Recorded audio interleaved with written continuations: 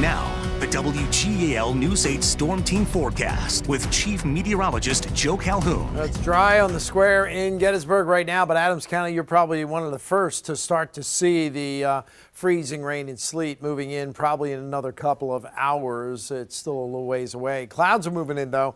34 right now in Gettysburg, but a lot of spots are well below freezing, and that's going to continue to be the case overnight tonight. We're probably going to hold in that mid-20s to around freezing.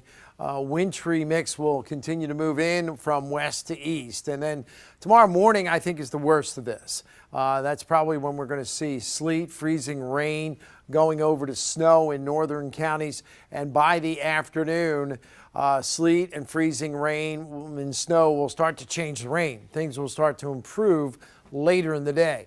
30s and 40s, but that's probably after dark when we get above the mid-30s. Winter weather advisory, lower parts of the Susquehanna Valley. Winter storm warning in Mifflin, Juniati, get up into Northumberland, Snyder, up into Schuylkill County.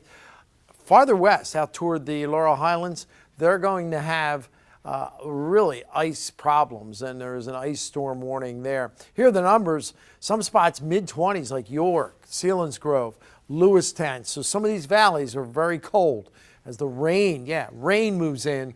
It falls on that and it freezes. 34 in Gettysburg is about the best you can do out there.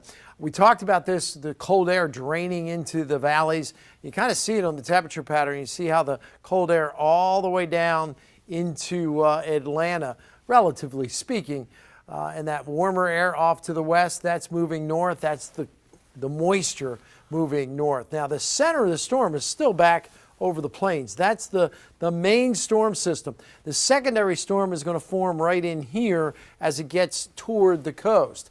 But all this moisture is coming north into this cold wedge of air, and that's what's going to cause, I think, the icy, slick problems for tomorrow morning. This is kind of unusual for this early. Usually we get these kind of ice storms a little later, but we had anticipated that earlier in the winter.